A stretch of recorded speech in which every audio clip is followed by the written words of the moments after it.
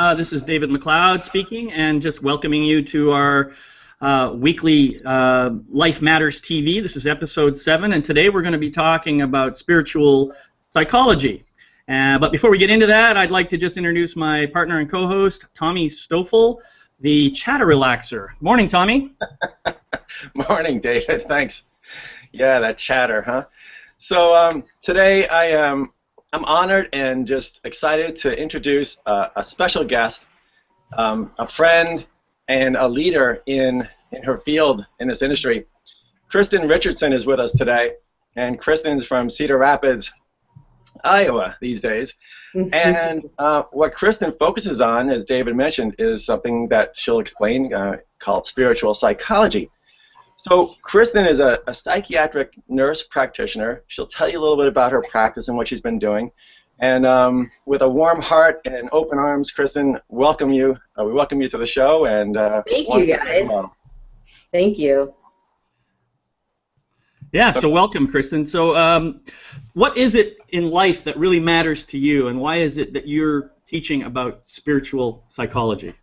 What matters the most to me is bringing love into the world, to really use my life to consciously bring love in.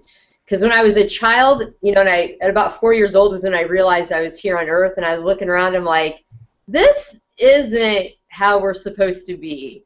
You know, I just knew intuitively that the way I was observing people and their interactions wasn't what we were meant to be doing here on Earth. So when I would notice people communicating, I didn't see an exchange of love happening between them. Like when we're in the spirit world, it's love. So there's this interaction and exchange of love and energy, and I wasn't seeing that. So I became really curious about that, like, huh. And then I became a little scared because I was like, well, I don't know what to do here then, because what I feel like I want to do or need to do is to love. And so I was like, am I not supposed to do that here? So I got kind of a little afraid, and I've been on my own journey around that. So what I feel like one of my purposes is here on Earth is to just help support people with loving each other, and to support myself with knowing that it's okay to love and not be like cautious and afraid and hold that back, but to really just give love. So in learning to look at my own fears that come up around that, and then supporting other people doing the same. So I feel like within the world of like mental health, within this kind of designated system of emotions and supporting people, we've gotten a bit off track. The origin of the word psychology is the study of the soul. So my intention is to bring that and infuse my practice with supporting people with really looking at their emotions, what they're creating in their life, and what they can do to take responsibility for what's happening within them, and teach them how to really come from a loving place, so then they can experience, well, what does that create in my life? When I do that, it really does create transformation. Great. So Kristen, we'll sometimes say that you jumped into the deep end of the pool. That you came in with this energy of love and recognized around you that it wasn't there, and you chose as a profession, to kind of help heal at the core. I mean, what you say, that yes, psyche. The word psyche in psychology means the soul, and so how is it? What do you do? What do you do different? What do you do like day to day when you're helping people? You know, it really wasn't that I chose it. Actually, as a kid, I knew that I wanted to bring love into the world. I wasn't sure like what that would look like or how that would happen. When people would ask me, "What are you going to be when you get older?" I would say, well, it hasn't been invented yet, because I didn't think that loving each other had been invented yet. That was my answer. So I actually just opened to the universe to guide me on how I could be of service in that way. So the profession actually really chose me, or the universe guided me in a way that I could be, you know, in service in the world. And it really was pretty wise, because the universe created a way for insurance companies to pay for the services that I offer, which goes in alignment with my philosophy of that healthcare should be free. And so I really like that I get to bring services into people's lives, such as energy work and spiritual guidance and support, kind of under this disguise of therapy in the world of mental health, so that way it's covered. And I'm like, that is a genius idea. I could not have made that up myself. So what I do, just kind of in my life, is I really focus on myself, my own journey, my own growth, my own looking into my emotions, to really try to come from love all of the time. And I see how hard that is. Like, seriously, like, my intention is to do that. I really work hard at it. I'm like, wow. There's a lot of times when I'm not able to come from love, or in that moment, I go unconscious and I maybe am angry or judgmental or something like that. So I really observe myself, which then helps me to support my clients. So then when I'm sitting across from another soul, I can have compassion for how hard this actually really is, and the different stories that come in and get in the way. So I really connect with them from a place of equality, a soul-to-soul connection, and really support them in the best way that I can with becoming aware of what really is happening and what they can begin to experiment doing different in their lives to make the changes that they want to see happen and create the life that they know that they want to have, but they're not sure how to get it. Right. Kristen, I have a question now. You talked a moment ago about being guided into this this profession, and I really like that. But one of the things that I know that a lot of people have trouble with is, how do you know that you're being guided in the direction that's correct for you? How do you know that this is right? I think our listeners would like to hear your perspective on it. Okay. So what I did was I was open to like going with the flow, basically. So I started watching Oprah Winfrey when I was 10 years old. So I learned kind of this idea of trusting the universe and that I would be guided. You know, she really was my first spiritual teacher. So I had that openness. Because I didn't know how to create it. I literally didn't know how to create the vision that was in my heart. So I had no choice but to be open to being guided. So when somebody would say something, I was like, I just know that I'm to do that. I know it. I don't even know what it means. Like when a professor came into the auditorium when I was graduating from nursing school with my bachelor's degree, and I just knew that I would be guided on what I was going to do next. The professor walked in. She talked something about getting my master's degree in nursing, something about nurse practitioner. I had no idea what that even meant. And I'm like, I know that that's what I'm to do. So I just did it. Automatically started taking the steps, like a knowing. So when you say you knew it, like, did you just kind of feel it in your body? Was it a physical resonance, or was there something else? Like just a clarity, just a knowing. So, for example, when it's a fear that is a fear that is saying, "Hey, I think you should do this," the energy in my body feels like a sense of urgency. There's a tension. There's some fear that comes up, and I think that I should do it, but it's not really clear. Whereas when it is like a knowing, my energy feels very clear, and it's just like I just know, and there's a calmness with the energy, like a peace, like yes, I know this is what I'm to do. Right. Whereas when it's maybe my fear saying, it would be like this sense of urgency, and it feels differently. It feels more tense in my body. Yeah. Right. Mhm.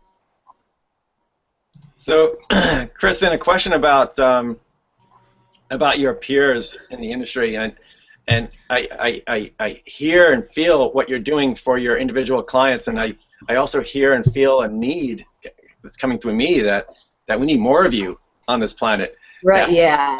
How do we replicate this energy and this wisdom and this caring that you carry forth? I myself had a little instance of dealing in the mental health community world, and I was a patient, and I asked a psychiatrist once. I said, "What goes on in our heads? You know, what's going on inside of me that's making me, act all loopy and not think straight?" And that person really didn't have an idea. They didn't have a good answer. They had, the school-taught answer for maybe a psychiatrist, and said, "Well, we kind of diagnose and we medicate." Mm-hmm. So what do you do different, and how can you share that with other people? Yeah, and I do. My main thing first, what I've done in my life so far, is like I've done my own personal experiment to see, does this really work? To have love and compassion for my patients. So I started working in the mental health field in 1995, and I've been doing my own experiment. And I've been doing it long enough now to see, okay, people really love this. The patients love it. My peers, when they hear me speak about it, like I'll get invited to speak, like to be keynote speakers or come speak at the College of Nursing, you know, professors will come invite me to speak to, nurse practitioner students, PhD students. You know, I'll get invited to come speak at things. So I'm like, okay, they're understanding like where I'm coming from, and they're like, okay, this resonates with me. And so at first it's been just kind of role modeling and doing my own personal experiment to see what even happens when I approach, you know, the mental health kind of typical exchange going on between a therapist and a client. What happens when I do it from a bit of a different perspective? And so what I've seen is this works. People want it. My caseload is bursting at the seams, and it always has been. I build up my caseload, full caseload, within 8 months, and normally they say it takes about 5 years. So I know that people are like, oh my gosh, this is really great. So what I want to do now more of is things like this, where I can speak to providers to say, you know, not like what we've been doing necessarily is wrong, but let's move it to the next level. Let's move this to a new level where we're helping people to heal. It does really require, I feel, bringing in a spiritual dimension, not a religious, but something, a perspective that's beyond the 5 senses. Right. And to begin to look at it and approach it from probably what the origin of the field was, the study of the soul. Right. Mm-hmm. So you're saying that you're bringing more spiritual energy into the practice, and that you're saying is helping people to heal more, perhaps more rapidly or more thoroughly, or in some way that makes them feel like whole beings again. Is that right? Correct. That is correct. So can you give us just a little bit of a flavor of how you do that? Because earlier, before we started this show, you were talking a little bit about focusing energy on ourselves rather than focusing energy outward. Can you just talk a little bit about that and how you bring that into your practice? Yeah. So often when people come see me, and you know it's the first session, they're like, okay, here's what's going on for me.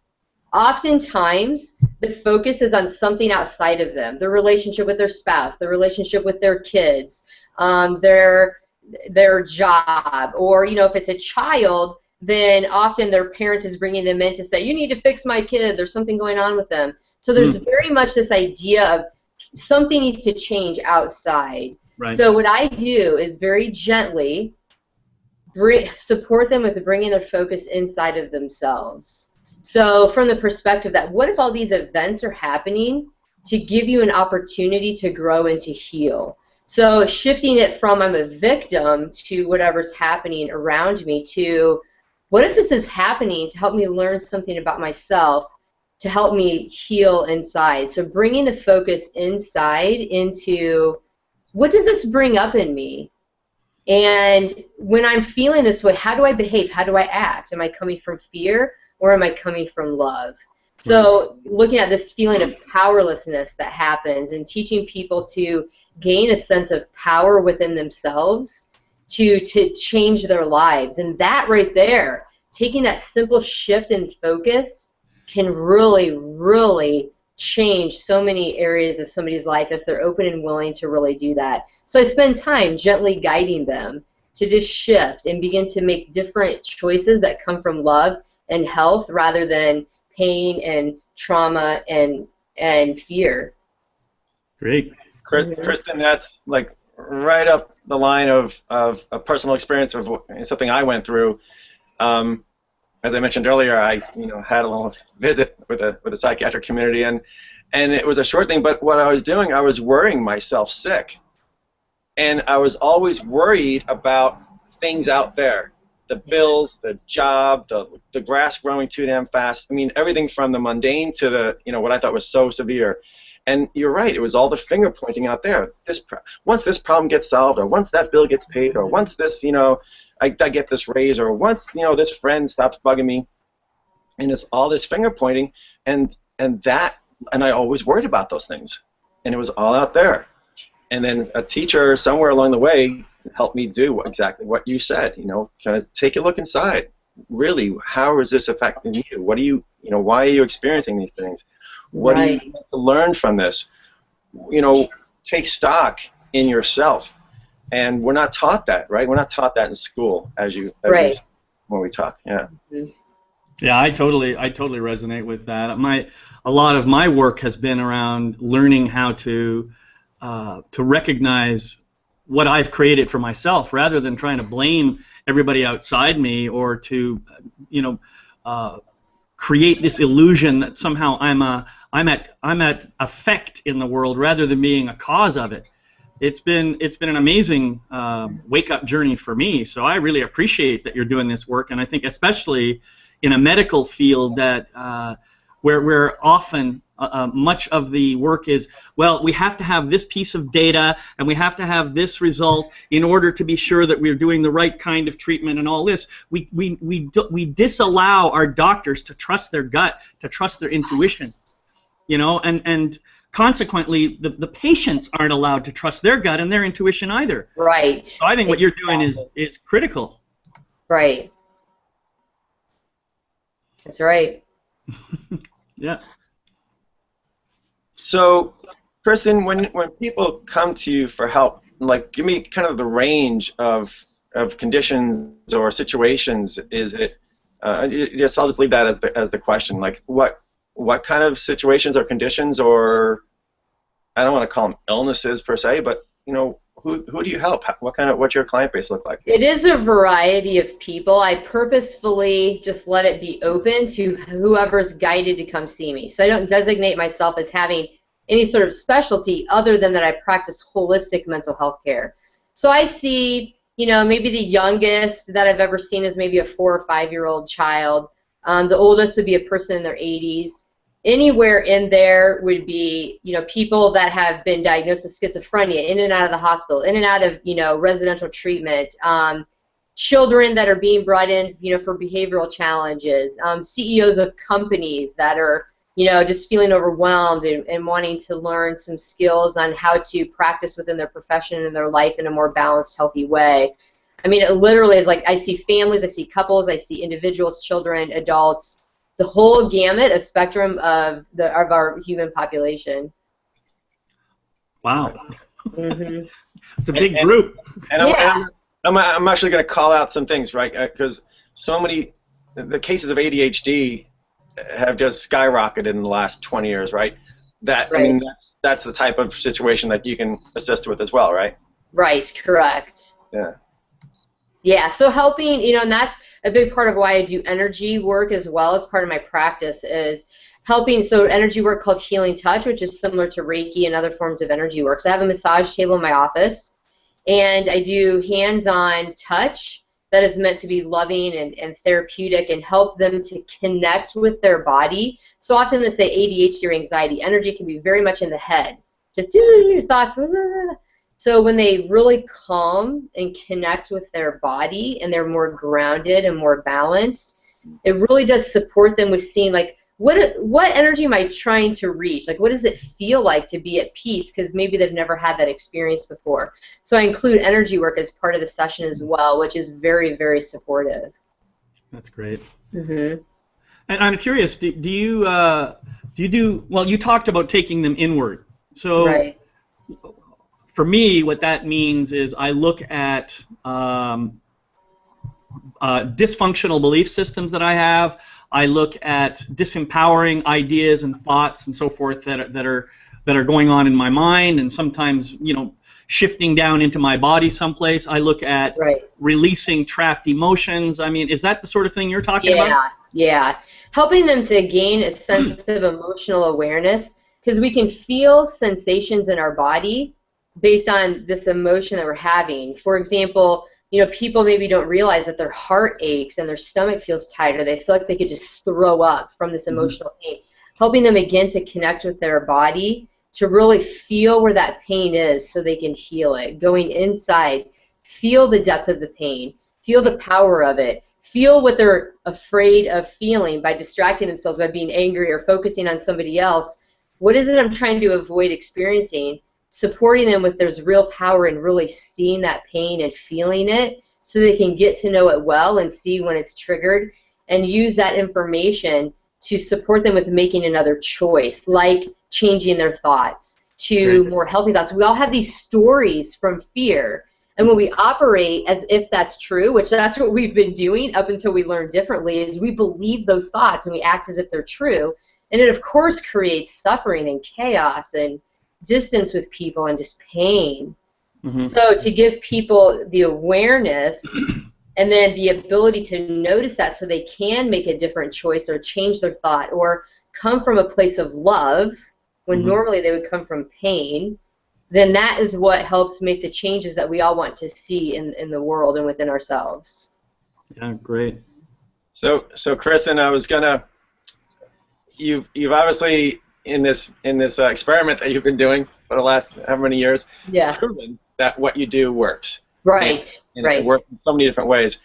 I was going to ask you, well, are you able to teach this to like your peers so we can have, like I said, more yous out there?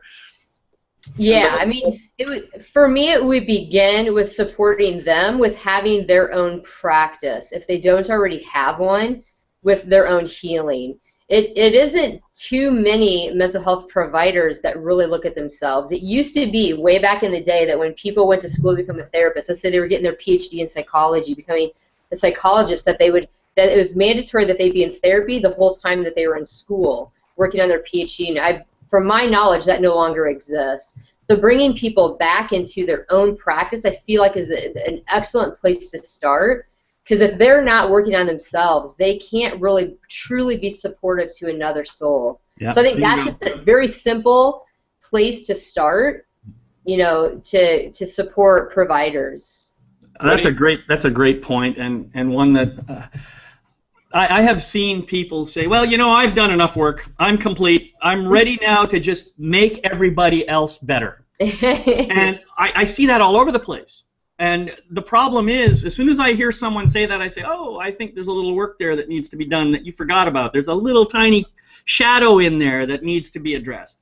Right. So good for you, and I think that's extremely important. And I think that, we as practitioners in the field of coaching and supporting other people, we have to be doing our own work too. Right. Right. And that there's no end to that. Correct. It's ongoing. That's right. What I want to pull out of what you said there, Kristen, is that it wouldn't be necessarily a different, as the birds agree, it wouldn't necessarily be a different program to teach your peers. It's the same practice that you practice on your patients. Exactly. The same thing you would present and teach to your peers or anybody. Right. The way that I support my patients is what I use in my life to support myself and my family and my loved ones. It's all the same practice. Yeah, that's wonderful. Yeah. Speaking of practice, I know we asked you to think of something that you could share with the audience, some sort of a practice or an exercise or something that could help directly in their lives. So why don't you talk a little bit about that? Okay, so what I would like to offer you is a 10-day challenge of practicing in your life what we've been talking about. So the next time that you notice that your thoughts are focused on someone else or a situation outside of you, you're judging it, blaming it, your thoughts are focused around how could this be different in my life, and if it just was different, my life would be better. The next time you notice you're doing that, stop. Bring the focus inside. See what you feel in your body. If you feel any sort of tension or uncomfortable sensations like in your throat, your heart, your stomach, go inside of yourself and just say, what's really going on with me? Is there a fear there? Is it possible that there's a fear happening? What is really going on? Like, for example, the first time that I did this exercise, I saw it on the Oprah Winfrey Show. There's one of my favorite spiritual teachers on there. He was inviting me to do that. So the next time that I wanted to judge my boyfriend, the father of my son, we were both in our early 20s and college students and had a young child, and I had so many fears going on, but I was judging and blaming my boyfriend and being like, he needs to be different. He needs to help me more. And I would try to just attack him to try to convince him that he was this horrible person and he needed to be different in order for our life to be able to function smoothly. So the next time I was tempted to yell at him, I went in the bedroom, closed the door, and I was like, what's going on with me? And I just looked inside. And that was when I got in touch with how scared I was to be a young mother, to be in college, knowing that I had several years of college left. The fear that, having a child at a young age, I wasn't going to be able to reach my dreams, that vision in my heart that I wasn't going to be able to do is going to be too hard. And I really got in touch with, I'm scared. I am super scared. So then I approached my boyfriend from a conversation of, hey, I'm scared. And I realize that I've been yelling at you. It's really, I'm wanting you to try to make me feel like I'm okay and I can do this, but I know you can't do that for me. And I just wanted to now be vulnerable and transparent and share with you what's really going on with me, and just come at it from a different place. I invite people to do a practice like that because you'll be amazed at what you find underneath the judgments, the fears, what pain is there. Yeah, that's really great, and it coincides with some of the teaching and the training that I do as well. One of the things that I have learned in my practice is that anytime that I have a belief that someone else is at fault with something that's going on in my life, it's usually an opportunity for me to look at, let's say for example, I am blaming someone. Usually it's been my mother because of so much history of childhood stuff and everything. I can look at my mother or I could look at someone who's behaving the way I imagine my mother behaved, and I'm angry at that person, even though it's really all about this stuff from my past with my mother. And then when I go even a little bit deeper, I may see an aspect of myself that's showing up just like that, and I don't want people to see that. And so what I do, for me that's called recognizing my own projections and then going down to the shadow underneath it and the fear that you talked about and trying to understand what's going on for me. So It's very, very similar kind of practice, just different words and different mechanisms. Right. I really appreciate what you just said. Yeah, the truth is the truth, and so really everything points to the same teaching, the same truth, just said in a bit different way. Yeah. I'm gonna add one thing to this too, because if people hear this practice, they may get scared of, oh, I have to look at myself, and then more fear comes up, right? That what they might find. But every time we've done this, and you'll both nod, and everyone who does this work nods and agrees. Once you look at it, it's not as scary as you think it is. It's more scary when you're not looking at it. When it's there, when you don't know what it is, that's when it's really scary. When you turn around and look at it, you're like, that I was afraid of, or that was causing me to act this way. And not everything will dissolve that quickly, but a lot of them will. And that'll give you more energy and more power to focus on the ones that maybe are a little more stubborn and may take a little more work.